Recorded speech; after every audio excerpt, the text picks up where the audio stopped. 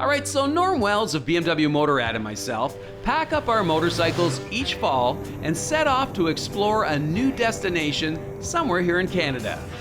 This year, we embarked on a Canada 150 inspired trip as we headed northeast from BMW Motorrad's headquarters in Richmond Hill, Ontario, with the intention of taking the long way round approach to Manitoulin Island, located on Lake Huron.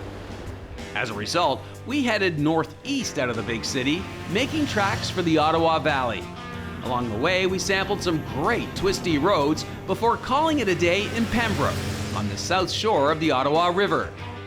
On day 2, we then headed west along the Trans-Canada Highway as we followed the Big Ottawa River. We made several stops that day, notably the former Hudson's Bay trading post of Mattawa, before stopping for the night in Sudbury. Now on day 3, we're back in the saddle, and after spending much of the day exploring the beautifully rustic Manitoulin Island, we're getting set to set sail on the famous Chi-Cheemaun Ferry. So Norm, here we are on the Chi-Cheemaun Ferry, end of day 3 in this year's ultimate ride as we continue to celebrate Canada's 150th anniversary. I thought, hey, what better than a cruise on one of the Great Lakes? A cruise, I like how you say that. Yeah. On the upper deck. No, in Muskoka chairs. It's been just such a great day. Let's talk about that last couple of hours on the island. Yeah, we continue to take advantage of those short roads and beautiful roads that just take you nowhere, which is outstanding. And then we made our way down to South Baymouth for lunch. And I mean, for lunch today we had locally caught whitefish and chips. I mean, how much better does it get than that? Followed up with some Farquhar ice cream. You got to have a Farquhar ice cream. Absolutely, yeah. It's mandatory on the island. Absolutely. So we finished that part of the day off in style. Yeah. Now, we have chosen on this trip to take the ferry on the south end of Manitoulin Island, take the ferry down to Tobermory. You don't have to take the ferry. You can sort of make your way around, but there are some things you should keep in mind if you do take the ferry.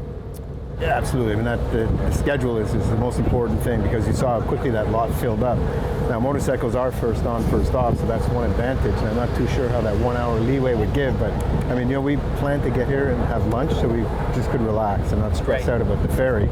And it's $35, which is reasonable for one person on the bike, and it's 2 hours across. So kind of think about how the end of your day is going to go.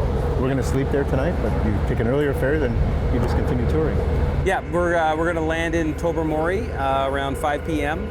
That's the tip of the Bruce Peninsula, if you will, and we've got about a 4.5 hour ride ahead of us back to Toronto. So rather than do that after a long day, we're going to camp out in Tobermory. But you were mentioning that if you have some more time, diving, right? Yeah, absolutely. I mean, if you do have a license and you have an interest in diving, I mean, Tobermory is probably one of the most spectacular dive sites in the world, with a lot of old wrecks, and it has an underwater provincial park with lots of caves, and it's well marked and well documented, so you could have a great day in there if the weather was good and you had the time. Yeah.